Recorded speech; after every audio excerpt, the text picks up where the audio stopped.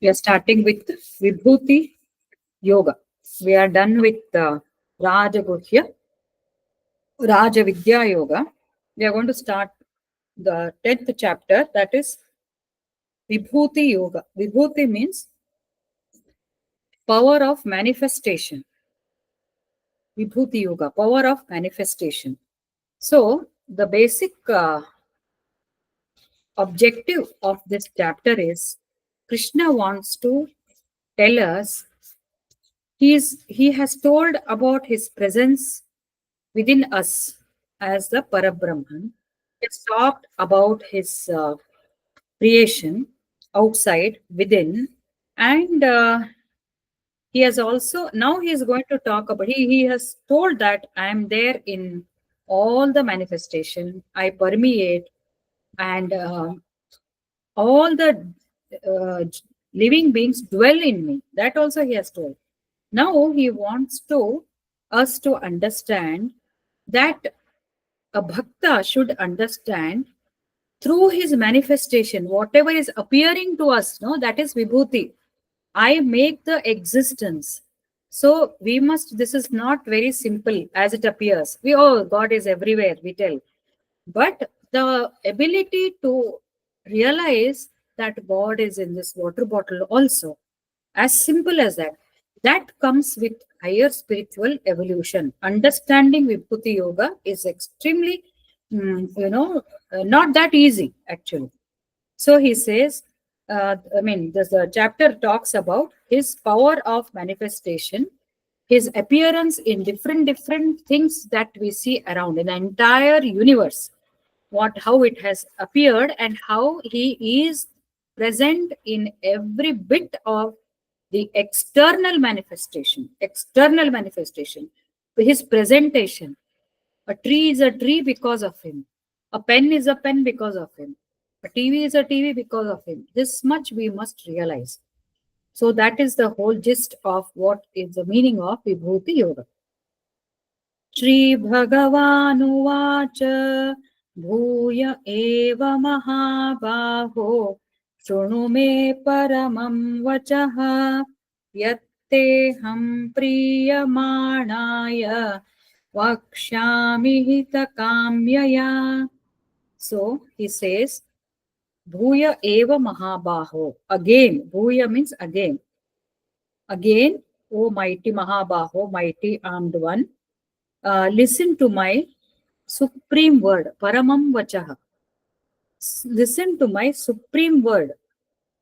I shall reveal to you, or I shall tell you, in the interest of your welfare. I am interested in your welfare. Therefore, I shall reveal to you because you are very dear to me. You are my beloved confidante. So, he is again, just as Rajaguhya Rajavidya Yoga, he is emphasizing on what he is going to tell in future in this part of this his narration, which Veda Vyasa has put it chapter wise. So now he continues with his words in from Rajaguhya Yoga. He says, now I am going to tell you some other aspects of mine. I am telling you because you are very much dear to me and I'm interested in your welfare.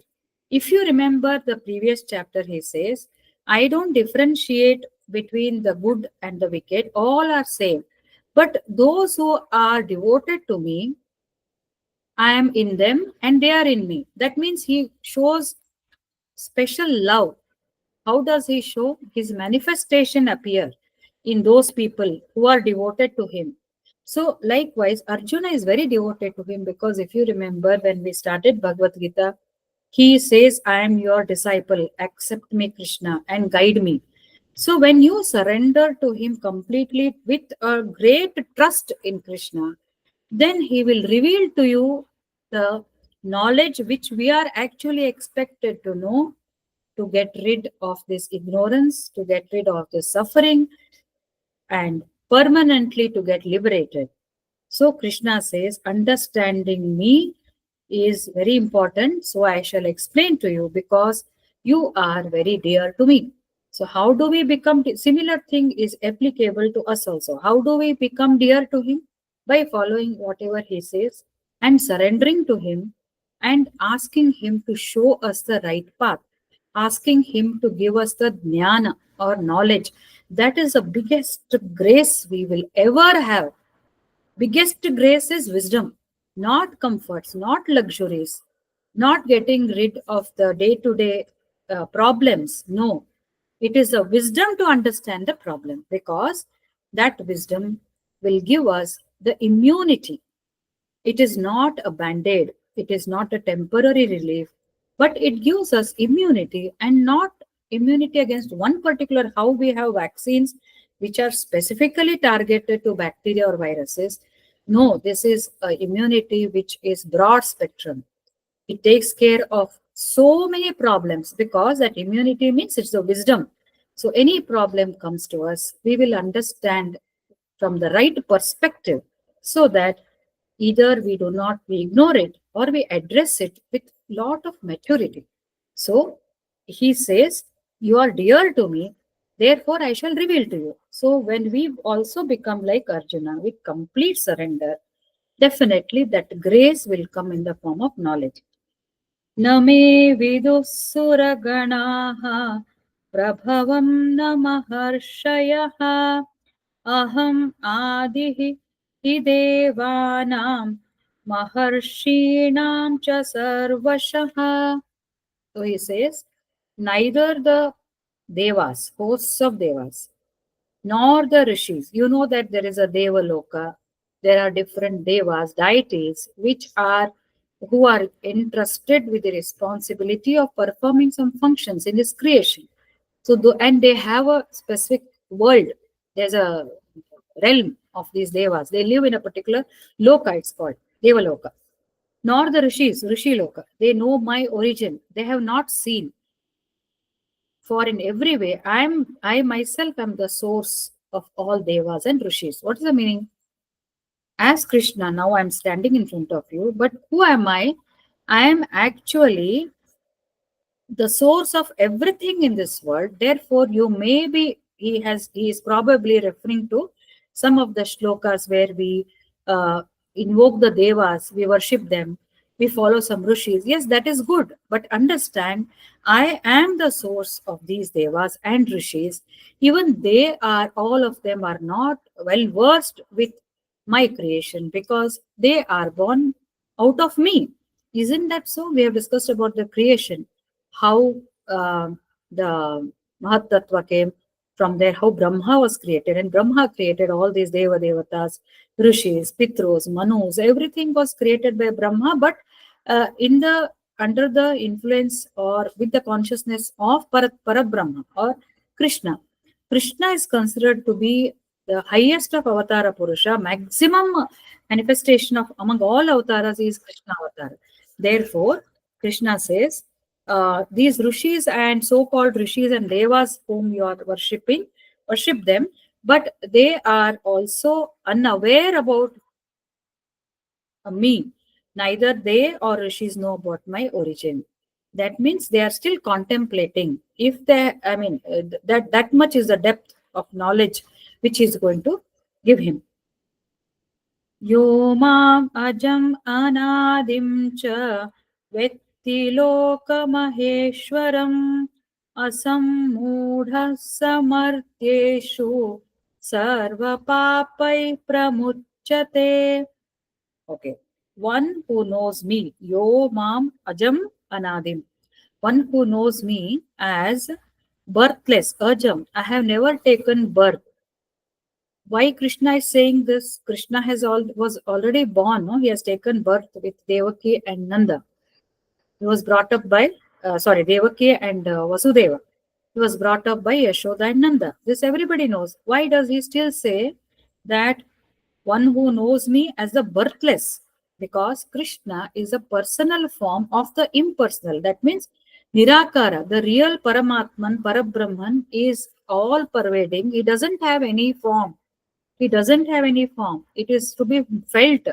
We cannot see, we can only feel, we can perceive, we can become one with that consciousness. But he comes as Avatara Purusha, now he has come as Krishna. So Krishna is emphasizing that I am the same Parabrahman. Therefore, he says, I have no birth. I was there, I was, I shall continue to be. Whereas you keep taking birth again and again, as we have discussed Linga Sharira, and we have in the last class we discussed, no, the Jiva. Jivatma with your Sukshma Sharira, until your karma goes, you keep taking birth. But I am the Parabrahma. I come only as avatara, when, as and when required. So one who knows me, yo mam ajam anadim. Ajam means birthless. Anadim means there is no beginning. There is no beginning. The one which has an end should have a beginning. So it was there. It is eternal. It's always there. And Loka Maheshwaram, I am the great Lord of universe. That's one who knows me as in this attribute.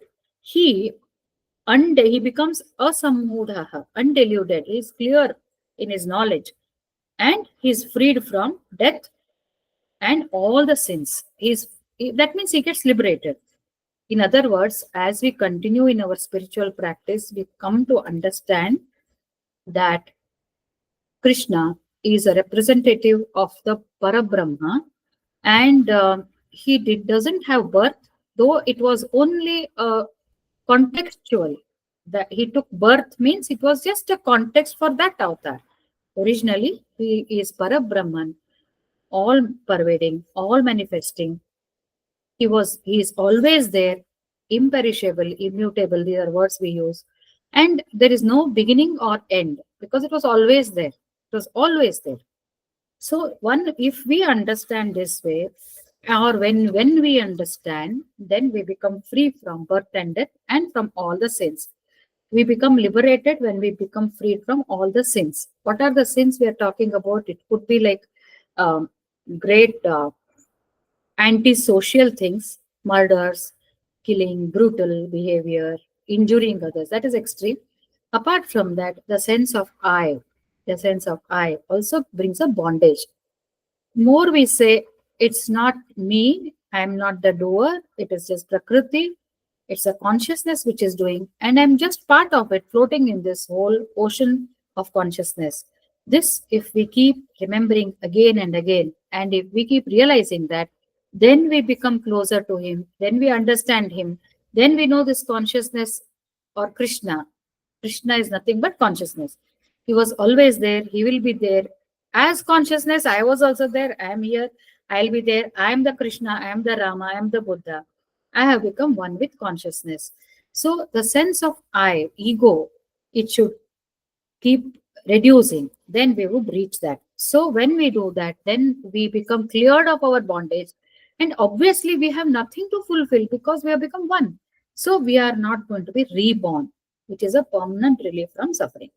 Now two shlokas, very interesting, very, very important.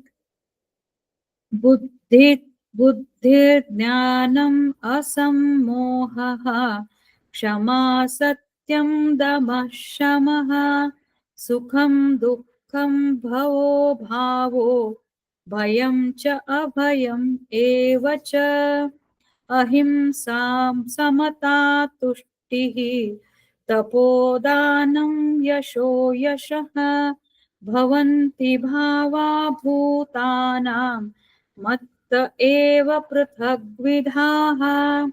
So what does it mean? 20 types of qualities. He says, matta eva, it has come from me. What are those? He says, intellect, buddhihi, intellect, jnanam, knowledge, asammohaha, non-delusion, no confusion, clarity, kshama, that means forbearance or forgiveness. Both ways we can take. Kshama is forgiveness actually. Then satyam, truth. Truth means we speak truth and we have the courage to propagate or declare what is truth. We'll come to that. Shamaha. Shamaha is restraint of external senses. Disciplined mind. That is shamaha. Damaha. Shamaha is calmness of heart, calm, peaceful. Sukham, dukkham, happiness, misery. Bhava, bhavaha, abhavaha, birth and death, or existence and non-existence. Bhayam cha, abhayam cha. Bhaya is fear and fearlessness. Then non-injury, equanimity, contentment. Ahimsa is non-injury. Samata is equanimity. Tushti, contentment. Tapaha is austerity. Yashaha, fame. Ayashaha. Ayashaha is opposite of fame, good ill fame. And bhavanti bhava, these different qualities, bhutanam, in the beings, arise from me alone. So last class and all, he talked in the previous sessions, we talked about his existence, Purusha, Prakriti, manifestations, everything. So many things he has spoken. Now uh, he speaks about the various aspects of the mind. See, everything, if you see, it is related to our mind and buddhi and ahankara. He says all these are prathagvidaha, different kinds of these qualities arise from me alone. He himself arise from him. So they are very close to him. So intellect is what? Intellect is ability to analyze what is right, what is wrong, ability to take decision. And this buddhi, it depends on somebody's uh, conditioning, how he has conditioned himself. Every person decides in different ways based on his or her past experiences, past samskaras, the genes, and epigenetics, all the four environmental influences, and um, his birth and his previous birth samskars, all that we discussed now last session. So therefore, everybody's buddhi is different. But from where does this buddhi arise? From him only, by various permutation combinations, and it is following a particular algorithm. You can use that word in today's context. Actually, it follows an algorithm. If you do good karma, then your buddhi grows to a little maturity. If you do bad, then your decision also comes down. And so, like that, buddhi and knowledge, jnana. Jnana arises from him only. What is this jnana we are talking? What is this wisdom we are talking about? This wisdom differentiates the truth. What is the truth? We must understand what is the truth, that um, he is pervading everything. People exist in whatever we have learned so far. There are different kinds of people with different thoughts, and that is Prakriti. But every person is divine because there's consciousness within him, there's consciousness everywhere. So, what is that consciousness? It's a spiritual matter. So, Swami Ranganathananji says a person who can say this is materialistic, um, para prakriti, we have told that, no? Para prakriti is lower one. Para prakriti is higher one. Para prakriti is spiritual nature. What is spiritual? What is divine? What is the truth? Isn't it? What is the truth? That there is consciousness everywhere. And that is always clean, no bias, no adulteration, nothing. Very, very pure is consciousness. Everything else is a mixture. So this, if a person can understand, that is jnanam. Asammohaha, once he get that jnana, he becomes asammohaha. Until then, he is with moha. So that asammoha also comes from me. Kshama comes from me. Person who forgive people comes from me, comes from within. That means, oh, I have forgiven him, anta heli. We should not become egoistic, because that also has come from the consciousness. All the qualities, these are his attributes, vibhuti, his manifestation. What is vibhuti? Power of manifestation. Vibhuti yoga we are talking about. Vibhuti yoga means the yoga that deals with power of manifestation, the knowledge that describes his power of manifestation. So this is one aspect of manifestation, the qualities of any human being which takes him to the divine, or which both, it may make him little less divine also. Whatever it is, if a person has kshama, then he becomes more sattvic, more divinity, closer to divinity. If he doesn't forgive, he sits with that baggage, less divine, but it is still divine. That's what he says. Opposites, we'll come to that after a while. After explaining these qualities, then we shall see good and evil both are coming out from the God, from him itself. Satyam is truth. It's not enough if we believe in truth. This is extremely important. See, although both are in Prakriti, we should be towards truth only. Both come from the divine. Good, Satya, Asatya. Both are his Maya only. One is Vidya Maya, one is Avidya Maya. Asatyam, falsehood, is Avidya Maya. Satyam is Vidya Maya.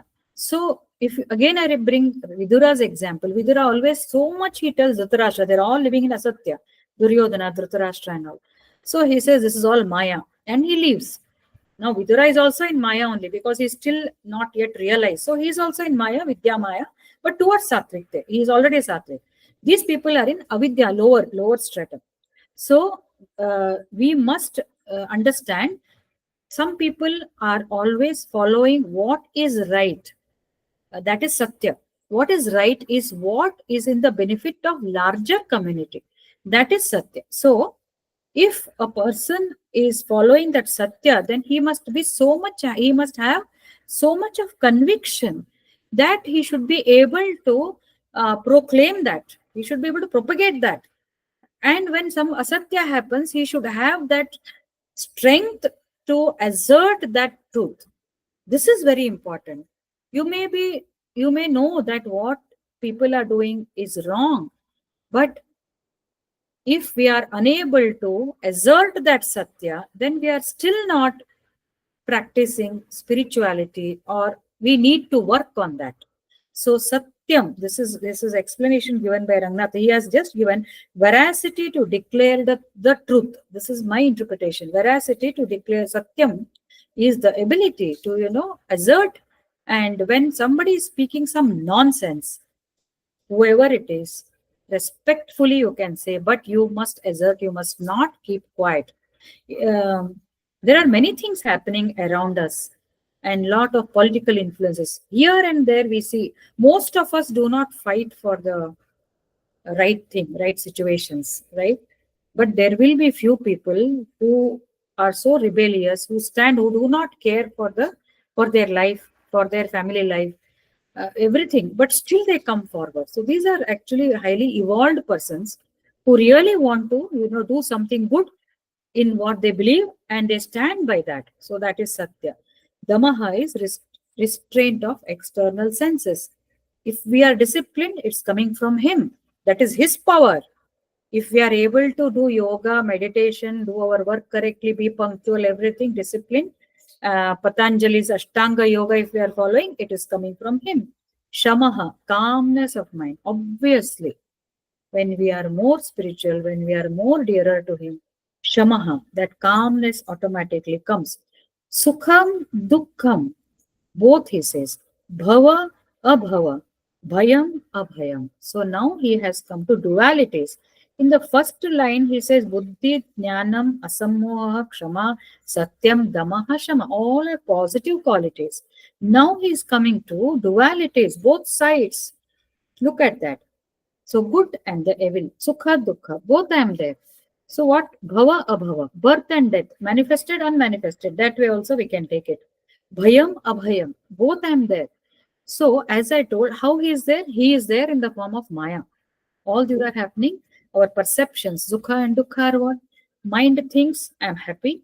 Mind only thinks I am unhappy. It is the same mind which is feeling this way sometimes, this way. But both are Maya only, and Maya is nothing but his power of manifestation. This is my Vibhuti. He's telling this in another form. Whatever Maya we have learned, he is simplifying and breaking into bits to make it easier for us to understand. Sukha I am there, Dukkha I am there. Bhaya, fear I am there, fearlessness I am there. Birth I am there, death I am there. Then, if it is coming from him, it is power of his manifestation.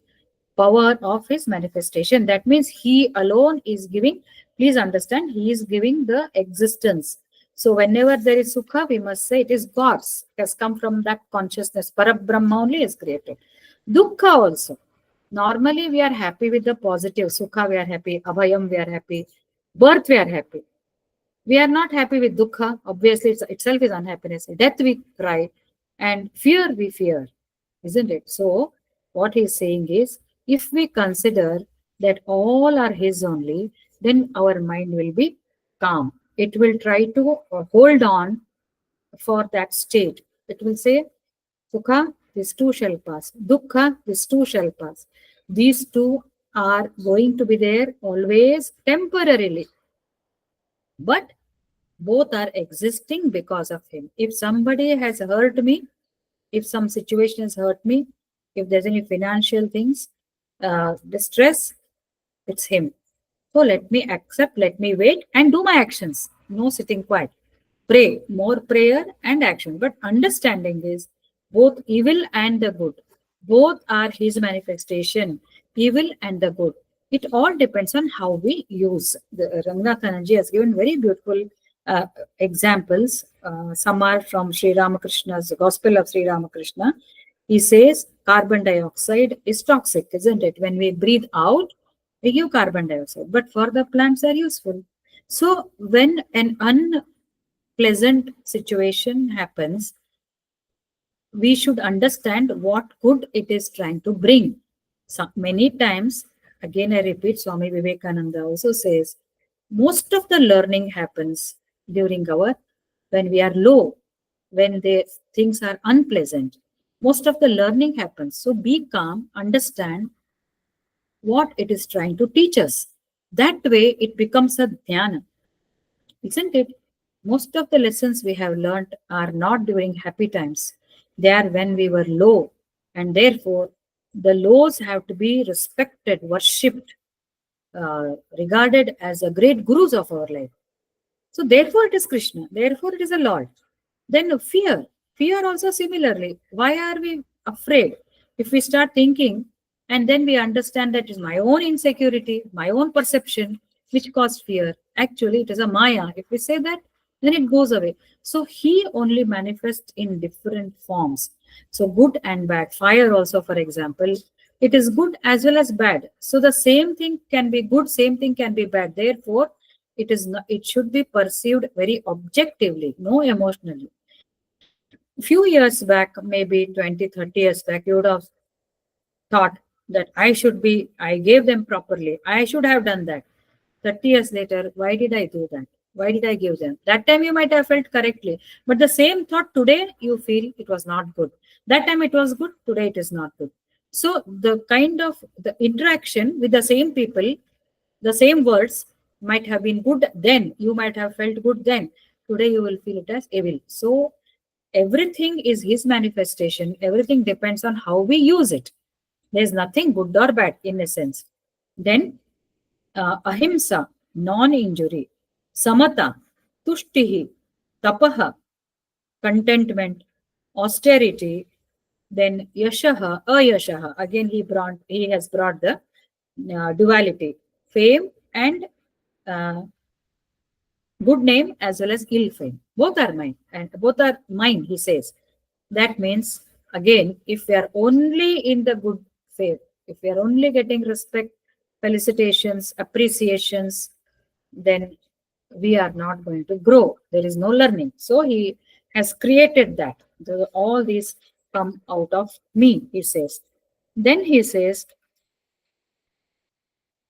now, महर्षय सप्तपूर्वे चत्वारो मनवः तथा मद्भावा मानसा जाता येषां लोक इमा प्रजाः. So he says the seven great rishis, the previous four, we'll see what they are, as well as the Manus who had their thoughts fixed on me, were born of my mind, and from whom are these creatures in the world? That means from my mind they have been created. Isn't it from him that Brahma was born? And through Brahma we have studied extensively in the Bhagavad Puran. We could just quickly revise. So There are Saptarshis. There are, we call them that constellation, no? Great sages, Saptarshi, Maharshayaha. Who are those Saptarshis? Do you remember them? Saptarshis like Marichi, Atri, Pulastya. There are 7 such rishis. And before that, Chatvaro. Just 1 minute. Chatvaro andre yaru 4.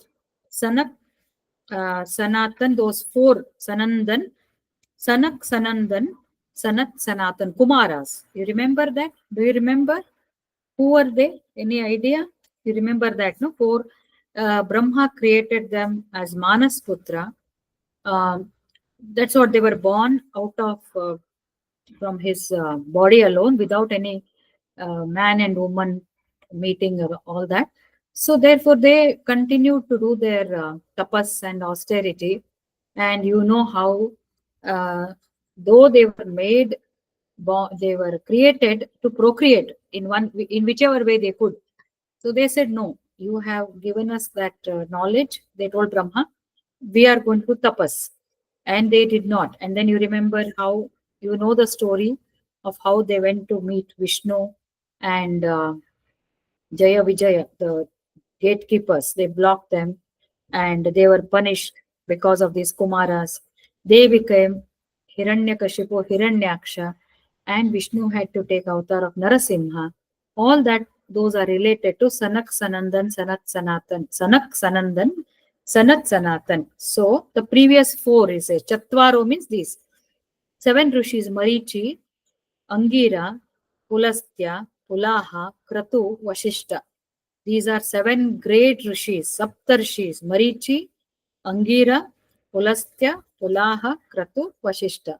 These great rishis also were their Manas Putra of Brahma. But Brahma is again a creation of Vishnu. So Krishna is saying they were all there.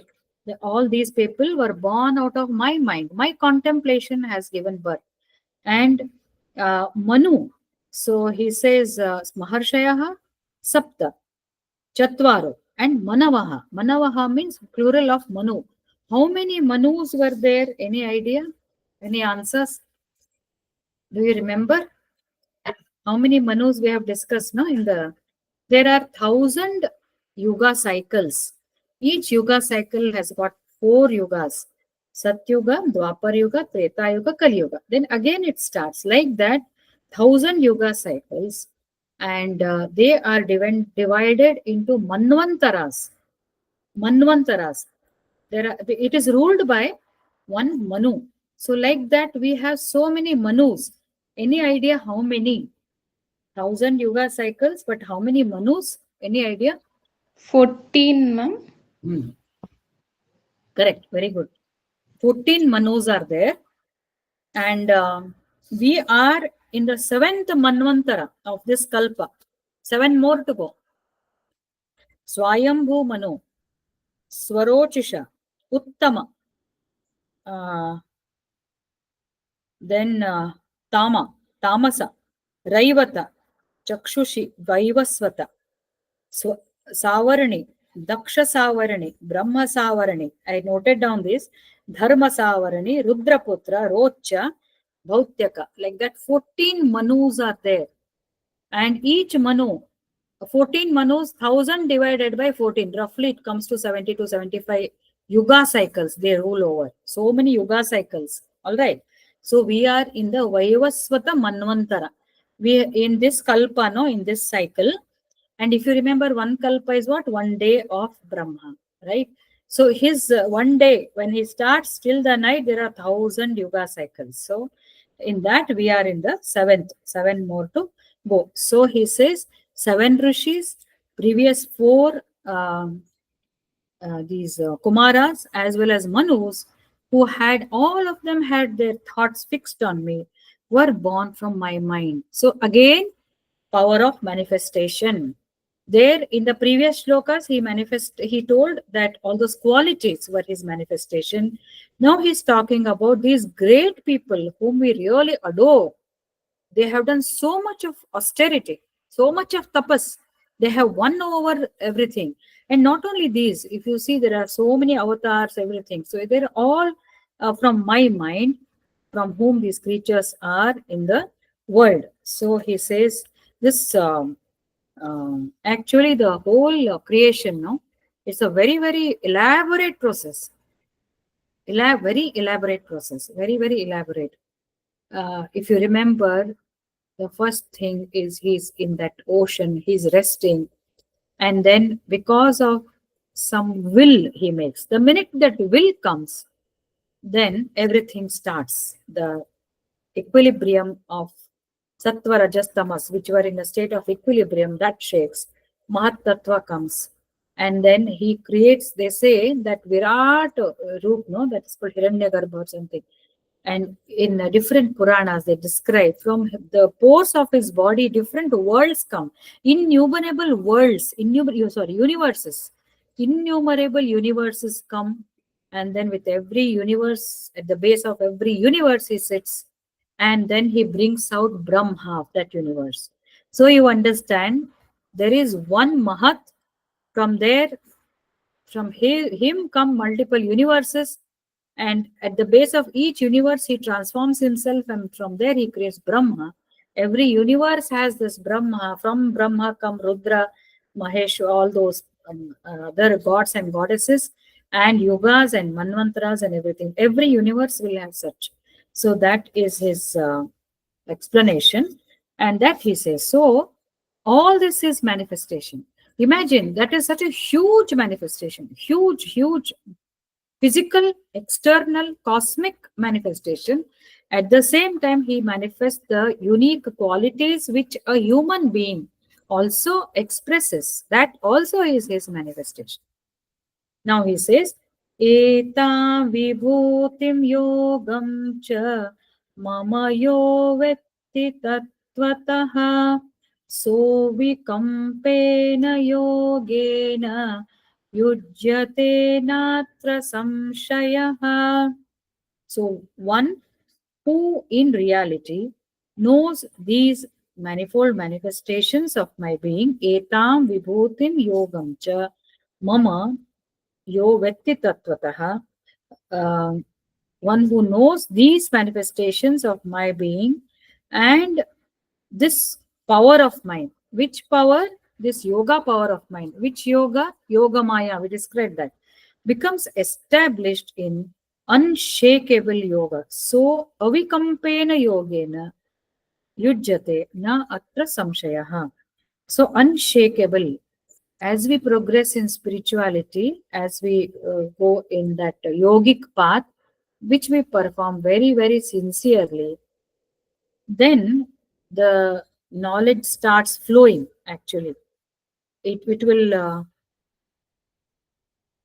it will start flowing continuously because we are progressing in that direction. So we feel that is approaching us. Uh, it becomes nearer as we approach. But the beauty in spiritual practice is, um, he also manifestations start. That means the flow of energy, it starts showing. We are approaching, and it is nearing, not only physically, but we can experience that flow of energy more and more. So, and once this sets in, this process sets in, the conviction, avikampena, means a strong conviction, strong faith. It goes on building our faith more and more in that direction. So he says, one who in reality knows these manifestations of my being. So he's going to explain many more. These are few manifestations. Uh, Not few means he is giving examples. Otherwise, he is there in each and every particle of this universe. So, if we understand this, then he says people, I mean, they will develop a steady, unshakable yoga, that he achieves that avikampa yoga, a very, very steady mind, which does not, waver, which does not waver. Because normally, a person who is very firm, when you look into Swami Ranganathan gives one commentary, says when a person is very confident, He converses with another person by looking into his eyes because he doesn't have any fear. Other person may have. He believes in his words. He has faith in whatever he's talking. Therefore, he looks. And when you look into such person's eyes, they are very steady. Otherwise, people who are shaky, who have some kind of turmoil in their mind, who are not clear, who don't know out of fear or out of ignorance or out of false values, they don't have the ability to have a steady look also. They cannot look at you with a firm or a stable vision. They'll be wavering, looking here, looking there, eyes blinking, making faces, something like that. You would have observed that. So only when the mind becomes extraordinarily pure, then they can perform this, and they will understand also. That means they have understood God's manifestation. So this Vibhuti Yoga, divine glory, is not just, I'm going to stop here because I think the next one here, I'll stop in the next one. So Vibhuti means his, as I said, power of manifestation. That means in each and everything, we must learn to see his power in its existence. His power in its existence. His power, as we said, pot, clay pot. The clay we have to see, not the pot. What is the core? In every individual, every particle, everything, the principle matters. Not, I mean, external also is important. There also he is there. But the core is what he's pushing. He's the core of everything and giving a shape also. Whatever the external manifestation is there, that is also there. But that is a prakriti. That also is his. But the higher thing, what is there, is the existence of that prakriti. That is the meaning of Vibhuti Yoga. Another, after this, I will come to that point also, after this shloka. Aham sarvasya prabhavo matta sarvam pravartate iti matva bhajante mam buddha bhava samanvitaha. So some overlapping, some repetitions are there just to reinforce these ideas. I am the origin of all. Aham sarvasya prabhavo. I am the origin of all. We have discussed in the previous chapter also. I am the Mata, Pita, Dhata, Prapita Mahaha. Means I am the father, mother, great grandfather. I am the sustainer. So before that, I am the origin. Mother, we say we have originated from our parents. Who brought these parents? It was their parents. Their parents. If you trace back, then it traces back to the original Manu. Who brought Manu? Brahma. Who brought Brahma? It is the Lord Himself. So I am the origin of all. From me, everything evolves. Mattaha sarvaha pravartate. Everything evolves. We become higher beings. We become more mature. We have evolved from 84 lakh species, isn't it? 84 lakh species, aquatic animals, terrestrial animals, as I said. From then we became human beings. From a nomadic man, we became stable. We built a society. How our buddhi started evolving. And now we are evolving into spirituality and we will further evolve into liberation. So, pravartate, all this is because of what? That consciousness which is manifesting, power of manifestation, vibhuti. Mattaha pravartate. This is again my manifestation. What is my manifestation?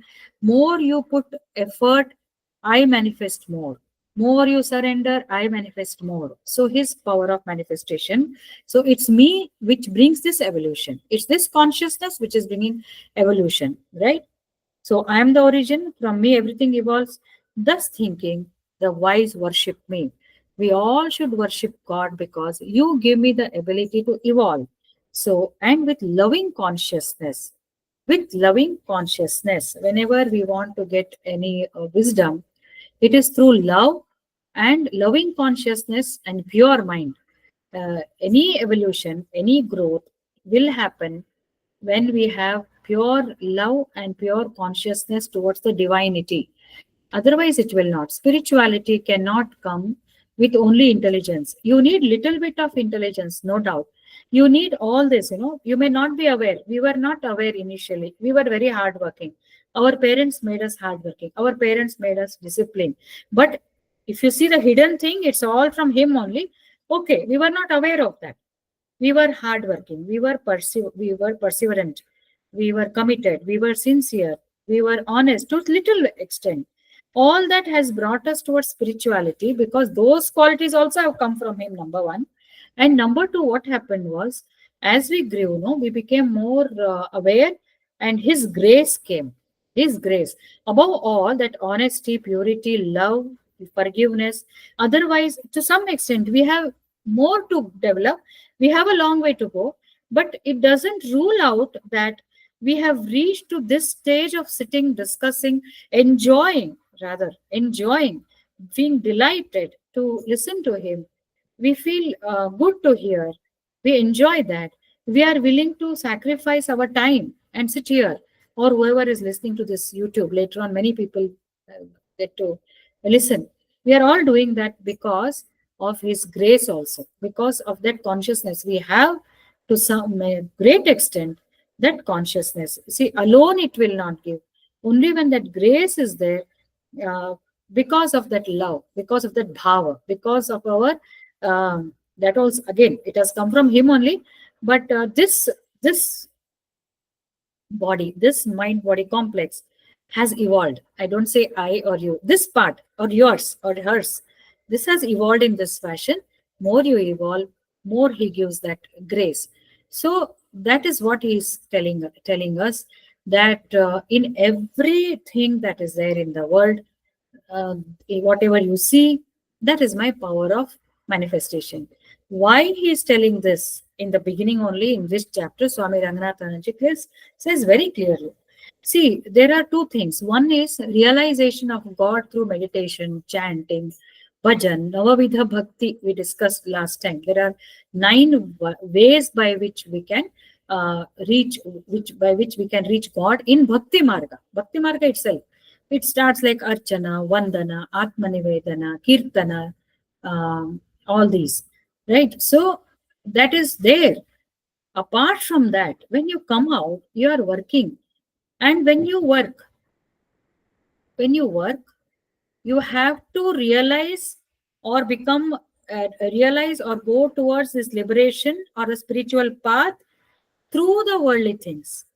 And that comes when we start understanding, or at least initially, we have not realized, but at least know, jnana. Vijnana is experiencing. Jnana, know that every little thing around me, every person around me, every situation around me is his power because of his power of manifestation.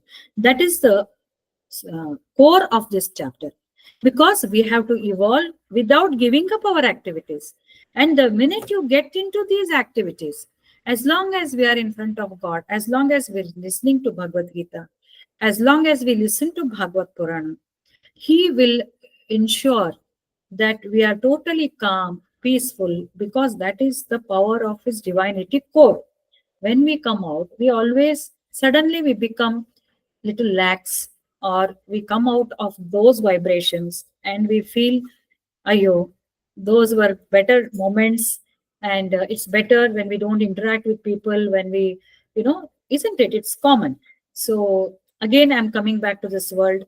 So in order to make us feel that it is not so, you are getting into the kitchen, which is nothing but my existence. In simple words, you are cooking. In previous shloka, when you are cooking, yat karoshi, yajashnasi, whenever you eat, whatever you do, you madarpanam, mat karma, do it as my work, samarpana. And here he's saying, I am very much there.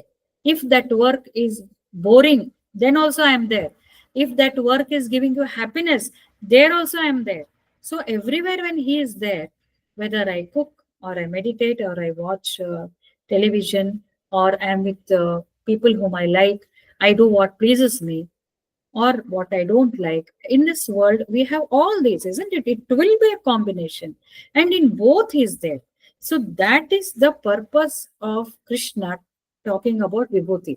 Apart from later he says, wherever there is a higher merit, he goes on telling that Surya I am there, Chandra I am there, Indra I am there. Whoever manifests extraordinary, believe him to be me. But actually, believe him to be me, and means I am manifesting more in those. But he doesn't negate that he's not. I mean, everywhere he is not there. It's not like that. He's there in each and everything. So when we do our day-to-day life, if we believe that every manifestation, every act we do, every interaction we do, every communication, everything which is told to us, every situation, as I said, which is pleasant or unpleasant, unpleasantness, I don't say dukkha, unpleasant, what we don't like, we are not comfortable, that also is there. So uncomfortable, what is there to learn? Ashtek. You feel it unpleasant. It is not, it objectively, if you take, there's nothing. It's only our reaction to that. A person, as a person, he or she will not do anything bad. It is the way we perceive. So if we perceive that there is consciousness in this individual, there is consciousness in this circumstances, in this situation, it's all there. It's going to go and it's going to teach. We should not let go. We should not ignore in that way. Ignore the ignore the affection. Affection is the way it's affecting me in a negative way. That we should not have. But you should take that seriously as far as learning is concerned. So this is what we are expected to practice, because that is a reality. Without his existence, without his support, no unpleasant thing can ever happen. Unpleasantness is also his, good is also his, evil is also his. So we no longer use the term good and evil. We say everything is his. It is me who has to enjoy when I get pleasant things, who has to learn when I get unpleasant things. That's all, period. That is his power of manifestation. This we must keep reinforcing again and again, again and again. No doubt it is Maya, but Maya is his, and Maya exists because of him. Power of manifestation of that Maya.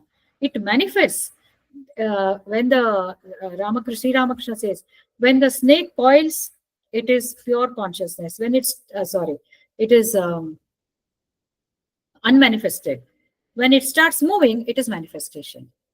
When it starts moving, it's his manifestation. So whatever is happening around us, the tree is growing, people are talking, we are reacting, it is manifestation. When we sit quiet, spiritual, unmanifest. So both are happening. So his vibhuti in this is external manifestation. Very interesting if we learn. I am also learning. My second round of teaching has given me more wisdom, thanks to Krishna again. Learning, not mean, I'm able to appreciate in a different way. And all of you, I'm sure, because for you also it is a second round. We all had discussed in the previous round. So this is our second round. Very interesting. Every chapter, every shloka, he brings lot of freshness, I should say. So there, I think I wind up for today's session. Any additions? Anything? What is your take on this? You can share.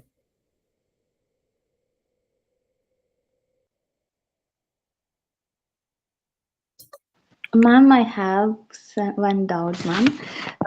In the second shloka, he was saying that all devatas, maharshis are not aware of who am I. So I am the source of all these. I mean, of them and other beings also. He said no. Right. So.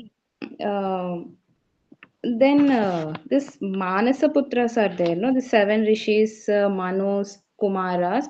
They also doesn't know that we have come from the Parabrahman. Good question. Yeah. So we must take it like this. They are not a witness to the origin. Witness, you can take it like that. They may be knowing. We cannot deny that, because they are jnanis, right? They are Yes. not witness to him. Just like a father is a witness to his son's birth. No, but the son doesn't know his father's birth. He knows he's born to his grandfather. You understand? You can take it as knowing means witnessing. You Okay. understand?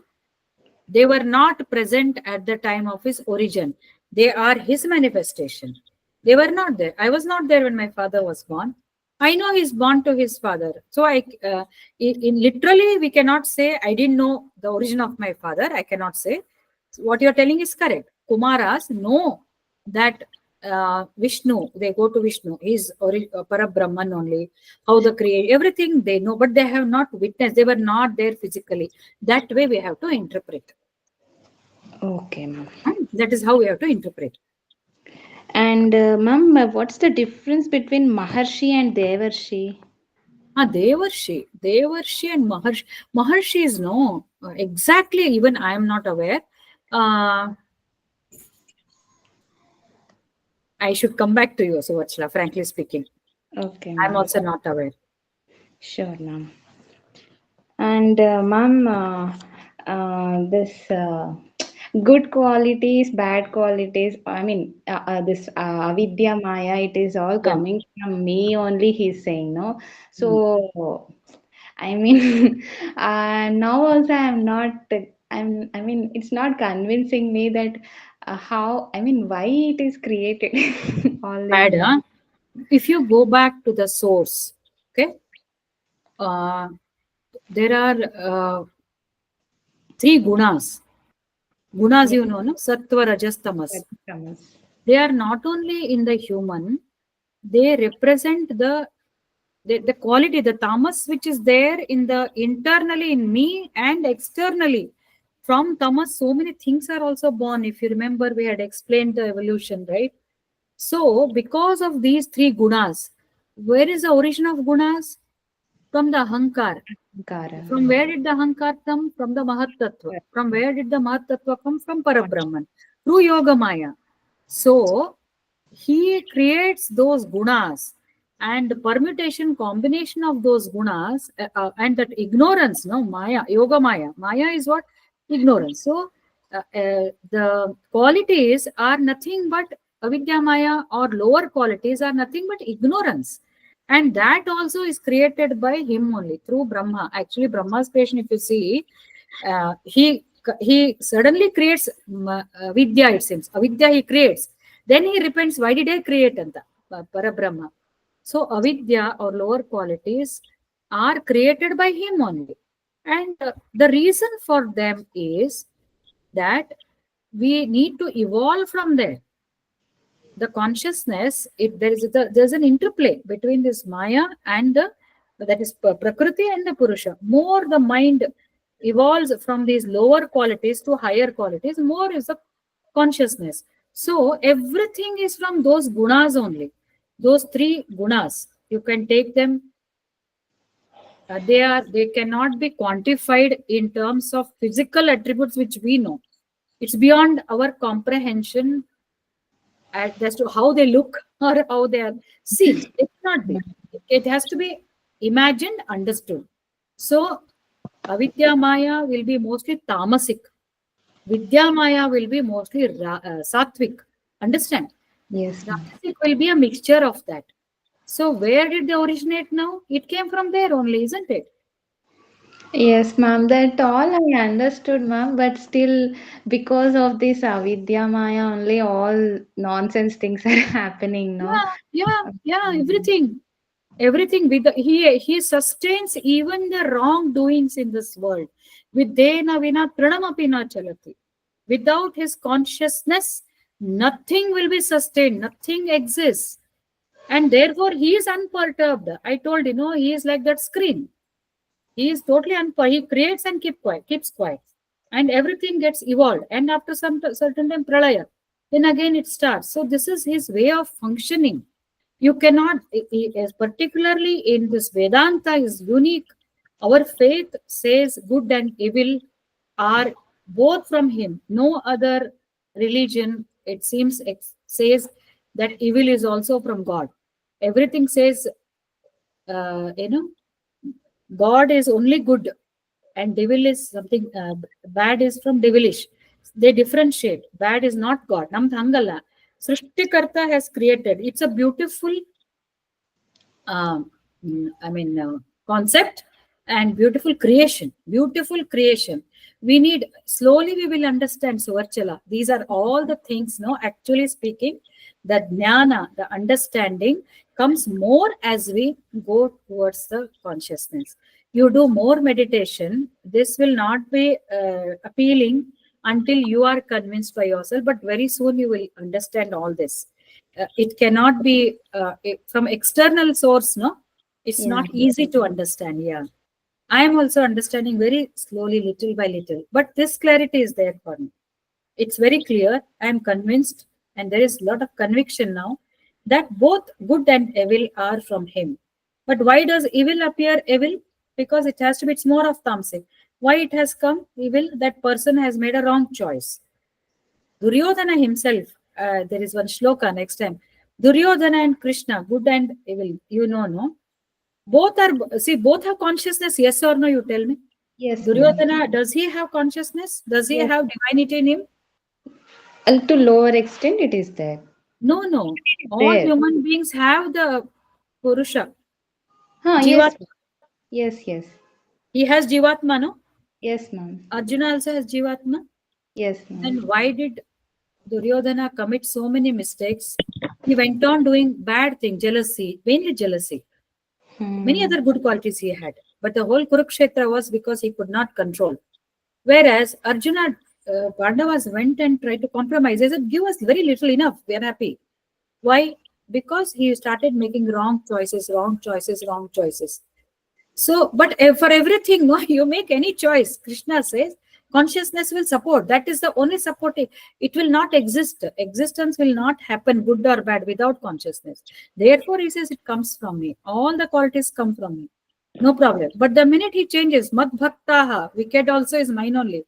The minute if Duryodhana changes his mind, he would have changed, then he would have more manifested, then he would have changed his whole future.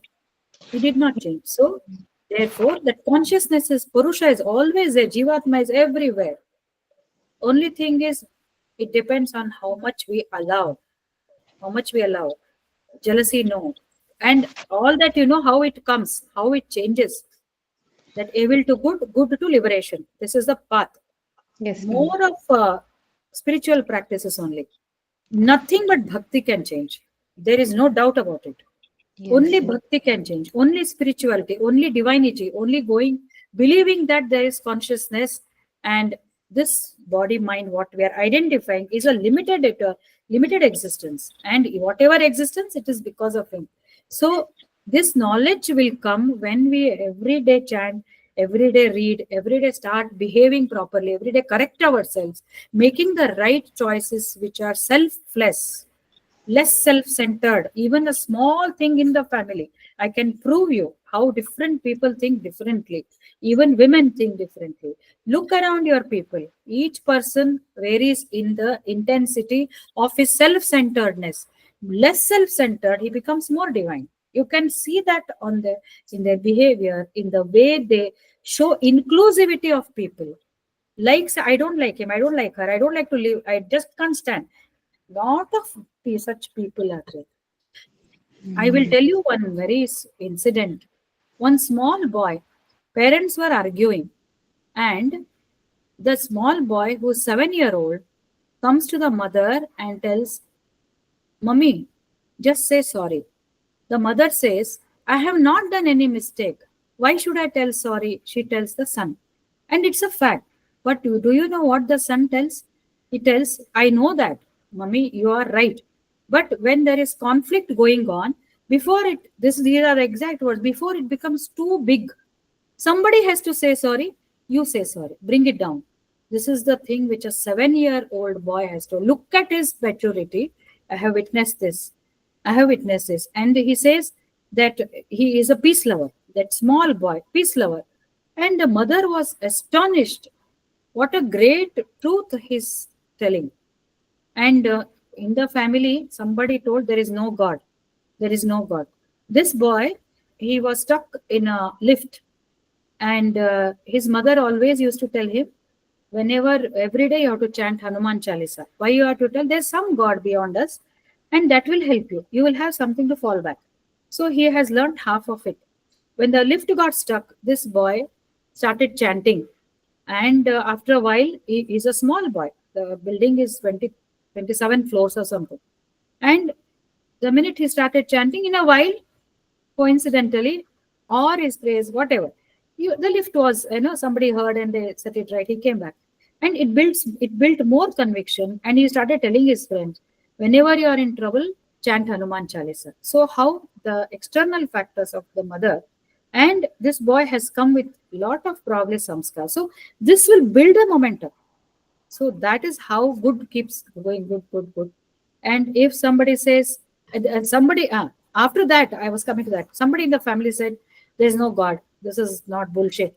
Exactly the one. There's no God. Who says there's God? Of course, you do good, there's good. There's no God. Okay. Vivekananda says, even if you say there's no God, it's okay, I am capable.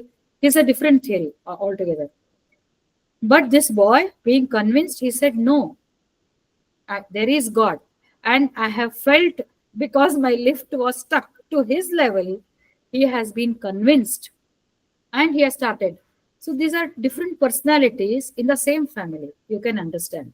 So it all depends on how a person catches and what is his motive. And Duryodhana, Krishna tells, don't do this, don't do. He says, Krishna, I know what I'm doing is wrong, but something is pushing me to do Papa Kritya. Something is pushing me. Because he has been doing that again and again, again and again. Last time we discussed Sukshma Sharira, Linga Sharira, the subconscious mind of so many birds. He's been thinking in those terms. So it will push you in that direction. But what is the energy that pushes you? That is a consciousness only. That consciousness is pushing you because you are thinking, you have trained your mind, like that, go. It will only, he will make that choice and he will give, the consciousness gives him that energy. So it all depends on consciously which choice you make, what choice you make. No, no, no, no, I am not convinced, I will go this way. War, khatam karo sabko, chalo khatam karo, I will give you the weapons, like that. So whatever you choose, I am with you. But bhakti, you come, I will show so much of manifestation that killing others is hardly any power. I'll give you much more power. This is what Krishna says. But it all depends on our samskars, our upbringing, environment, everything changes. So this is the meaning of I am behind good and evil. To some extent, I think you are convinced, Varchala. Yes, yes, ma'am. I mean, I have, I'm experiencing, but still, why this Avidya Maya, everything is Why it is there. there? Why at all Avidya Maya is there? If Avidya Maya was not there, evolution would not have been there, because we would have still Avidya Maya's animal-like behavior. God has given human mind, human buddhi, human body, but still, if a man wants to behave like an animal, and he thinks survival is something lower, and he wants to behave like an animal, then he can't help it. Go. Have a great time, Anta. This is his sport, ma. They say Leela. In Purana words, the Puranic words, they say God's Leela. And here we say it's his creation. It's his way of functioning. We can say it that way. Yeah. Yeah? Ma'am, Okay. here Prajapatis they didn't mention, no, ma'am. Prajapati is Manu.